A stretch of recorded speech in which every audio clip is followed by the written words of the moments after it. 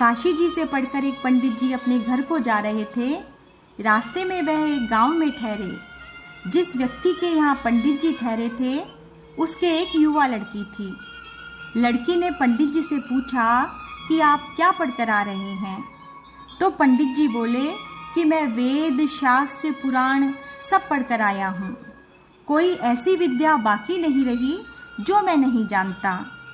लड़की ने पूछा कि आपने त्रिया चरित्र पढ़ा कि नहीं। पंडित जी बोले कि यह विषय तो मेरे सामने कभी नहीं आया। इस पर लड़की ने व्यंग से कहा कि तब तो आपने क्या खाक पड़ा है। पंडित जी नहा धोकर पूजा पाठ करने के लिए झोपड़े में घुसे तो पीछे पीछे लड़की भी झोपड़े में घुस गई और उसने अंदर से कुंडी लगा दी।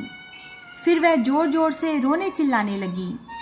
घर वाले और पास पड़ोस के लोग दौड़े आए। झोपड़े को बंद पाकर वे ऊपर से झोपड़े में घुसे और घुसते ही उन्होंने पंडित जी की खूब मरम्मत की। फिर उन्होंने लड़की से पूछा कि क्या बात थी। लड़की की घिघी बंधी हुई थी। उसने रोते रोते कहा, जैसे ही मैं झोपड़े में घुसी मैंने देखा कि पंडित जी का सिर मंत्रोच्चारण कर रहा है और धड़ अलग पड़ा है, सो मैं डर के मारे चिल्लाने लगी। फिर लड़की ने कुछ सावधान होते हुए कहा, लेकिन आप लोगों ने पंडित जी को मार पीट कर बहुत बुरा किया। यह सिद्ध पुरुष हैं, चाहे तो गांव भर का अनिष्ट कर सकते हैं। अतः पंडित जी को भेंट देकर और प्रार्थना करके प्रसन्न करना चाहिए। सब लोग डर गए और पंडित जी की भेंट पूजा शुरू हो गई।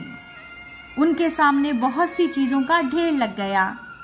जब सारे लोग चले गए तो लड़की ने पंडित जी से कहा कि अब आप भी यहाँ से चले जाइए।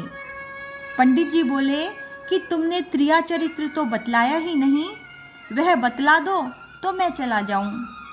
इस पर लड़की बोली कि आप निरे भोंदू ही रहे। मैंने आपको अकारण ही पिटवा दिया और फिर उन्हीं पीटने वालों को मूर्ख बनाकर इतना सामान दिलवा दिया और आपकी पूजा भी करवा दी। यह त्रिया चरित्र का ही एक सबक है। पंडित जी भी जान गए कि वास्तव में यह विद्या तो बड़ी अनूठी है।